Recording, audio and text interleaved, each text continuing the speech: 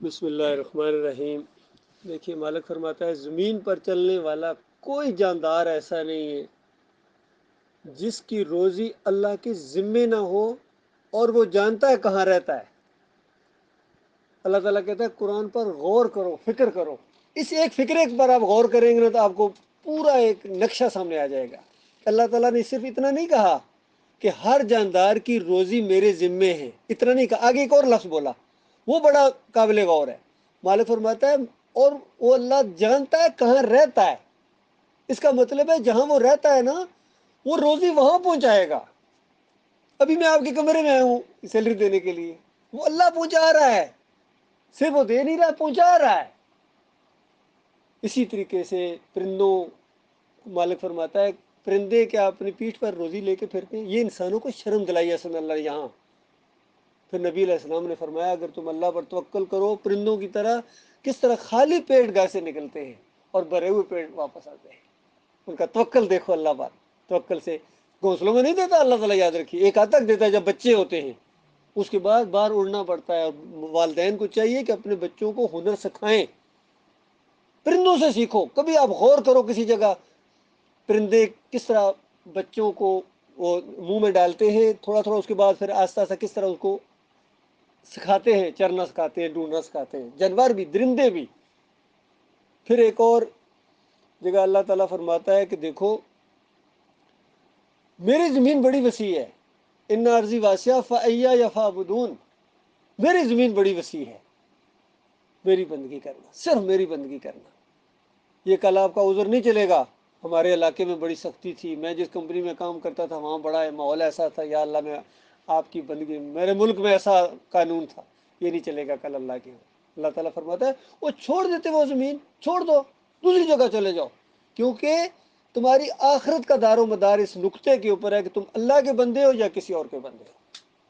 اور یاد رکھنا ایک وقت میں دو کی بندگی نہیں کر سکتے، کیونکہ اللہ تعالیٰ نے کسی جسم میں دو دل نہیں رکھے ہیں، دل ایک ہے۔ اللہ کی محبت ہوگی یا اللہ کے علاوہ کسی اور کی محبت ہوگی۔ اور یہ جو دوسری محبتیں، بھائیوں کی محبت، بیوی بچوں کی محبت، یہ اللہ کی محبت کے دائرے کے اندر ہیں۔ یہ خود اللہ کہتا ہے یعنی اس طریقے سے پیار محبت کرو، نیکی کے کاموں میں تعاون کرو، برائی کے کاموں میں نہ تعاون کرنا۔ لیکن جب یہ محبتیں بھی اللہ کی محبت کے مقابلے میں آ جائیں تو پھر اللہ تعالیٰ آپ سے مطالبہ کرتا ہے کہ ان کو پیچھے کرو اور مجھے آگے رکھنا اگر میرے بندے ہوتا۔ اور اگر مجھے پیچھے، ظاہر میں ایک کو پیچھے کرنا ہے، ایک کو آگے کرنا ہے۔ جب ٹکرائے گا معاملہ تو جس کو آگے کرو گے وہی آپ کا معبود ہے۔ اگر ماں باپ کو آگے کر دیا اور اللہ کو پیچھے کر دیا تو پھر ماں باپ کی بندگی ہو جائے گی۔ اللہ تعالیٰ نے ماں باپ کی بندگی کرنے کا حکم نہیں دیا ہے، فرمانبرداری کرنے اور خدمت کرنے کا حکم دیا ہے۔ والدین کی خدمت کرنی ہے، بندگی نہیں کرنی۔ اگر والدین میں سے، اللہ فرماتا ہے دونوں میں سے یا کوئی ایک، یا تمہارے اوپر تھوڑا دباؤ ڈالیں، تھوڑا پریشر ڈالیں تمہارے اوپر کہ تم میرے ساتھ کسی کو شریک ٹھہراؤ، تو مالک فرمانا فلا طعہما، دونوں کی بات نہیں ماننی۔ کیوں؟ یہاں بھی دیکھو آگے گا اللہ تعالیٰ کہتا ہے میرے پاس آؤ گے، جاؤ گے کہاں؟ تم بھی میرے پاس آؤ گے، تمہارے ماں باپ بھی میرے پاس آؤں گے، اور اگر تم میرے علاوہ کسی اور کی بندگی شرک کر کے میرے پاس آ گئے تو تمہاری نمازیں، تمہارے روزے، تمہارے عمرے، تمہارے حج، تمہاری تہجد گزاریاں، تمہارے اچھے اخلاق، سارے تمہارے منہ پر دے مارے جائیں گے۔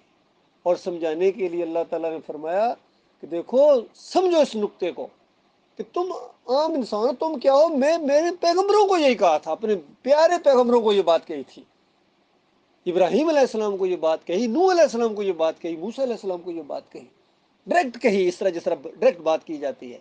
اور آخری نبی محمد صلی اللہ علیہ وآلہ وسلم کو یہ بات ڈائریکٹ کہی، اور بات کیا تھی؟ اللہ تعالیٰ فرماتا ہے وَلَقَدْ أُوحِيَ إِلَيْكَ وَإِلَى الَّذِينَ مِن قَبْلِكَ، ان لوگوں کو بتاؤ کہ اللہ تعالیٰ مجھے کہہ رہا ہے، نبی علیہ السلام کو کہا جا رہا ہے کہ اللہ تعالیٰ مجھے کہہ رہا ہے کہ ہم نے تیری طرف وحی کی اور تمام کی طرف وحی کی۔ اب اور سارے نبیوں کا بیچ میں ذکر ہو گیا جس پر اللہ نے وحی کی۔ اللہ تعالیٰ کہتا ہے ہر نبی کو میں نے یہ بتایا، اور بات کیا ہے؟ لَإِنْ أَشْرَكْتَ، اگر تو نے بھی شرک کیا، لَيَحْبَطَنَّ عَمَلُكَ، تیرا عمل ختم ہو جائے گا، وَلَتَكُونَنَّ مِنَ الْخَاسِرِينَ۔ یہ جو عربی کا انداز ہے نا، اگر کسی عربی والے سے پوچھو وَلَتَكُونَنَّ کیا چیز ہے، اس پر تین سٹیمپیں گویا، اس ایک حرف کے اوپر تین سٹیمپیں ہیں کہ ضرور، بال ضرور، یقیناً تمہارا عمل ضائع ہو جائے گا۔ تو غور کرو میرے بات، پھر سورہ الانعام کے اندر انبیاء کا ذکر کیا اللہ تعالیٰ نے، وہاں 18 نبیوں کا ذکر کیا نظر گئے نام لے کے، اور ان کی شاباشی بھی دی کہ بڑے زبردست عمل کرنے والے تھے، بڑے بہادر تھے، بڑے مضبوط ارادے والے تھے، لیکن آخر میں فرمایا وَلَوْ أَشْرَكُوا، اگر یہ بھی شرک کرتے لَحَبِطَ عَنْهُمْ مَا كَانُوا يَعْمَلُونَ، ان کا سارا کیا کرایا غرض چلا جاتا۔ اللہ کے بندو غور کرو اس بات کے اوپر، یہ کتنا ضروری مسئلہ ہے۔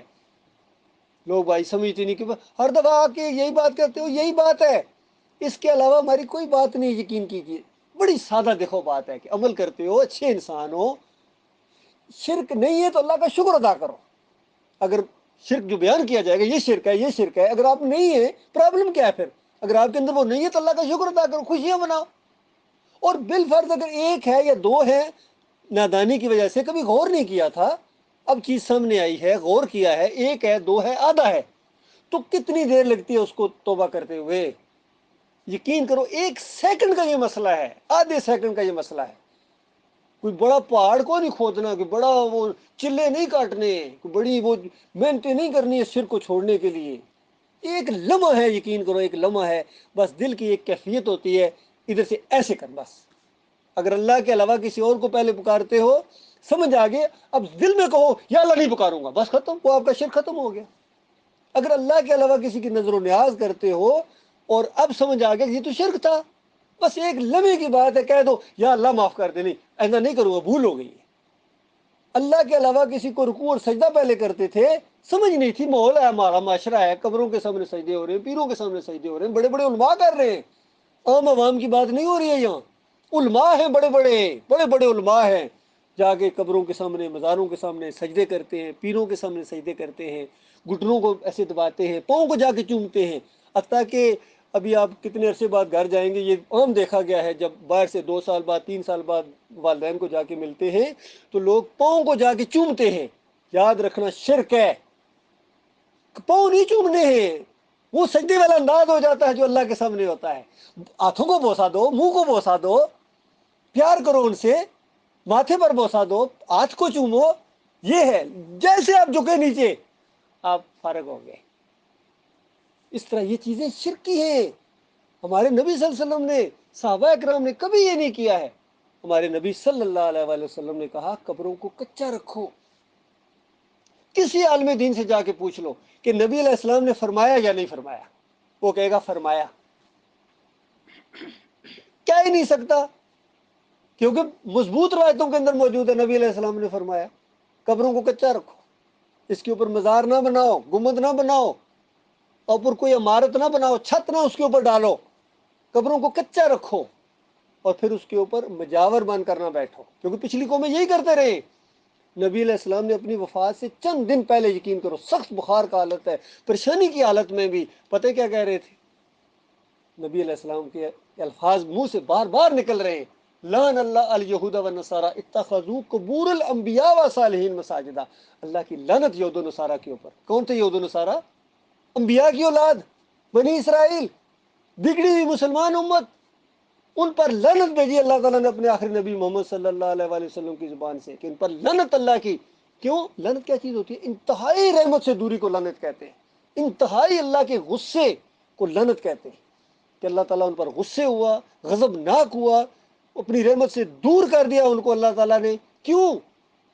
نمازی بھی تھے، سب کچھ تھے، نبی کی اولاد تھے، سید زادے تھے، وجہ کیا ہے؟ اتخذوا قبور الانبیاء والصالحین مساجدہ، انہوں نے اپنے انبیاء کی قبروں کو اور صالحین یعنی نیک لوگوں کی قبروں کو مساجد بنا لیا تھا۔ مساجد کیا مطلب؟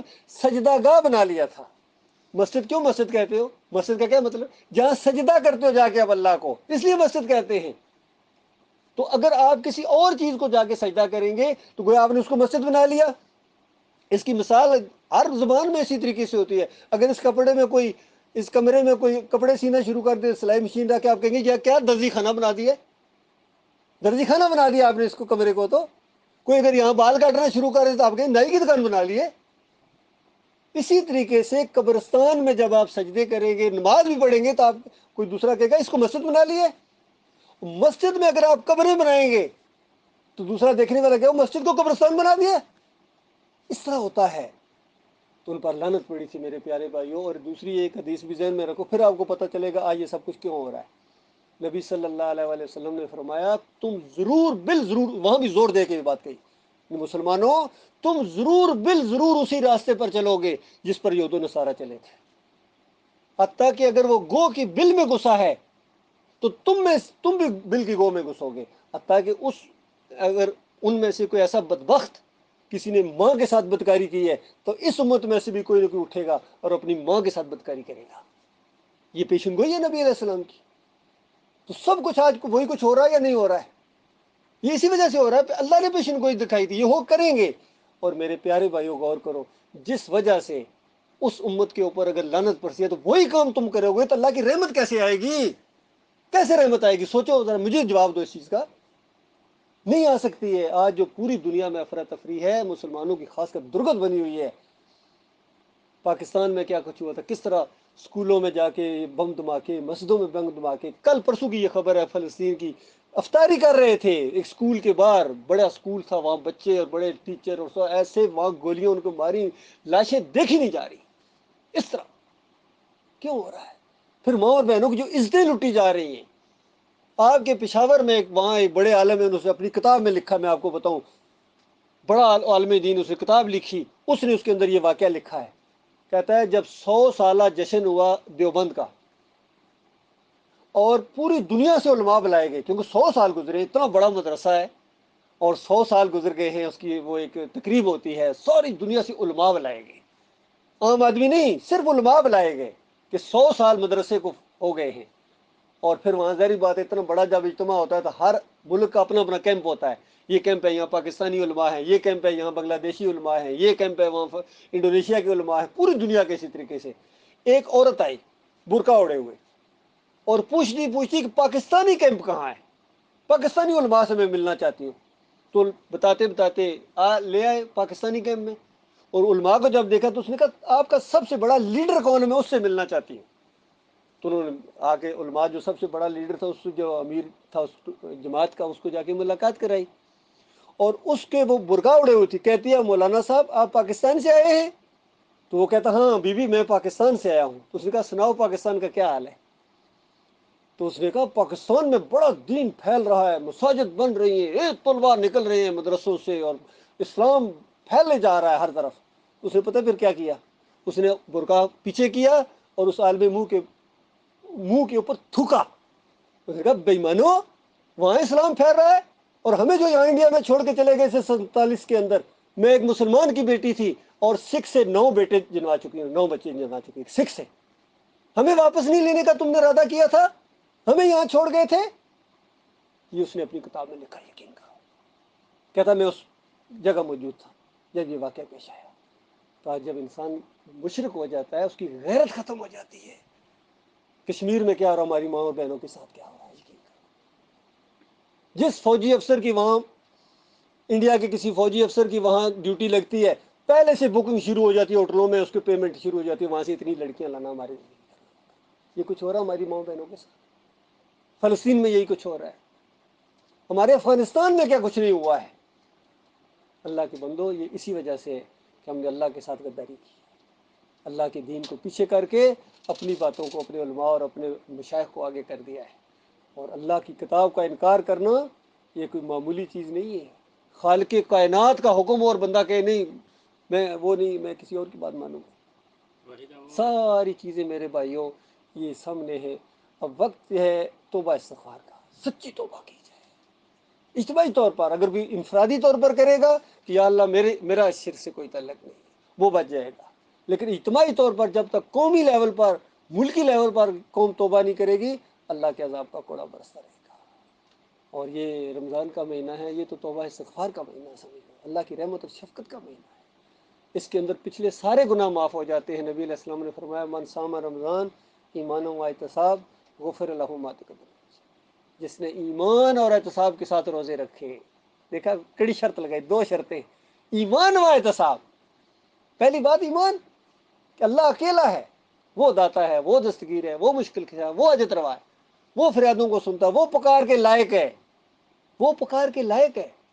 جب وہ پکار کے لائق ہے تو کوئی اور پکار کے لائق ہی نہیں ہے. یہی بات ہے یا اگر نعبد و یا اگر نستعین میں کہتے ہو اللہ تیری عبادت کرتے ہیں، یا اللہ تجھ سے مدد مانگتے ہیں.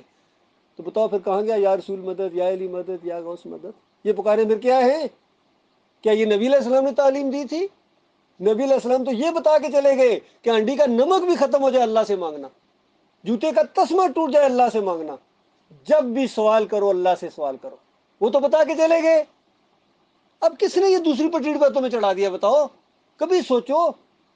کہتے ہیں یہ بات ہم نے کبھی سنی ہی نہیں. اچھا آج سن لیا نا، آج تحقیق کرو یہ کہاں سے چیزیں آ گئی. غیر اللہ کی نظر و نیاز کہاں سے آ گئی، واسطے وسیلے کہاں سے آ گئے، یہ قبے اور مزار کہاں سے آ گئے. آج پوری طرح ہندو یقین کریں، میں نے سوال کرتے دیکھا ہے، ہندو سوال کرتے میں نے دیکھا. ڈاکٹر ذاکر نائک کے بڑے پروگرام کے اندر اس نے کہا مسلمانوں تم کہتے ہو ہم مورتی پوجا نہیں کرتے، ہم تو اپنی مورتی کو کھڑا کر کے پوجتے، تم اپنی مورتی کو لٹا کے پوجتے ہو. قبروں کے اندر تمہارے بھی بابا جو لیٹے ہوئے ہیں یہ مورتی کی شکل ہے تمہاری، تم مورتی پوجا کرتے ہو. اور واقعی صحیح کہا اس نے. اور جواہر لال نہرو نے بڑی تقریر کی تھی، بڑی مشہور اس کی تقریر ہوئی تھی. اس نے کہا دیکھو مجھے بھی کبھی کبھی خیال آتا تھا، وسوسہ سا آتا تھا کہ ہندو اور مسلمان دو قومیں تو نہیں ہیں، کیونکہ یہ دو قومی نظریہ اٹھا ہوا کہ ہم علیحدہ قوم ہے، ہم علیحدہ وطن لیں گے. کہتا ہے مجھے بھی دماغ میں کبھی کبھی آنا شروع ہو جاتا تھا کہ یہ دو قومیں تو نہیں ہیں، لیکن جب سے میں نے اجمیر کا عرس دیکھا ہے تو میں اس وسوسے سے بھی توبہ کرتا ہوں. اس نے کہا یہ ایک قوم ہے، صرف ان کے جو الفاظ ہیں وہ بدلی ہوئے ہیں، یعنی ان کا مزاج ایک ہے. ہم اپنی مورتی کے سامنے جھکتے ہیں، یہ اپنی قبر کے سامنے جھکتے ہیں. ہم وہاں ڈنڈوت کرتے ہیں، یہ وہاں سجدہ تعظیمی کرتے ہیں. ہم وہاں بھجن گاتے ہیں، یہ قوالیاں گاتے ہیں. ہم پرشاد لے کے آتے ہیں، یہ نیاز لے کے آتے ہیں. کہتا فرق بتاؤ، مزاج ایک ہے اس کا، یہ گٹھے رہ سکتے ہیں. اسی وجہ سے آج کتنی انڈیا کی آپ خبریں سنیں، کتنے مسلمان ہیں، مکس ہو کے معاملہ چل رہا ہے سارا معاملہ. اور اگر یہ صحیح معنوں میں اللہ کے ماننے والے ہوتے، صرف اوپر والے کے کہتے ہیں اوپر والا، ہندو بھی کہتے ہیں اوپر والا، ان سے بات کرو کہتے ہیں اوپر والا. تو ان کو کہو پھر نیچے کیوں جھکتے ہو، وہ کہے گا تم نیچے کیوں جھکتے ہو. بتاؤ کیا جواب ہے آپ کے پاس؟ اگر ہم سچے ایمان کے اوپر ہوتے، ایمان خالص کے اوپر، بالکل فرق نظر آتا. دوسری قوموں تک پیغام پہنچتا ہمارے ایمان عقیدے کا. ہم واقعی اس عرش کے اوپر جو ہمارا مالک ہے ہم اس کے بندے ہیں، ہم اس کے سامنے جھکتے ہیں. ہم فرش کے اوپر، زمین کے اوپر ہمارا کوئی معبود نہیں جس کے سامنے جھکا جائے، چاہے زندہ ہو چاہے مردہ ہو. زمین کے اوپر کوئی ایسی ذات نہیں ہے جس کے سامنے ہمارا سر تھوڑا سا ایسے لمحے کے لیے بھی، ہمارا بال برابر بھی ہمارا سر کسی کے سامنے تکریم کے لیے نہیں جھکے گا. یہ کٹ جائے گا، نہیں جھکے گا، کیونکہ ہمارے مالک اور خالق کی عزت کا معاملہ ہے، ہماری بندگی کا یہ تقاضا ہے. یہ معاملہ ہے میرے پیارے بھائیو. دو باتیں ہیں، دونوں وعدے سچے ہیں، اللہ تعالیٰ کے لازم کر دینے والے ہیں. نبی علیہ السلام نے فرمایا موجبتان، واجب کرنے والی دو چیزیں، لازم کرنے والی دو چیزیں. صحابہ نے پوچھا کون سی باتیں لازم کرنے والی؟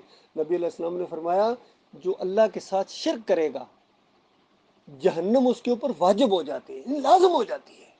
اور جو اللہ کے ساتھ شرک نہیں کرے گا جنت اس کے اوپر لازم ہو جاتی ہے، واجب ہو جاتی ہے. یہ دو نقطے ہیں میرے پیارے بھائیوں.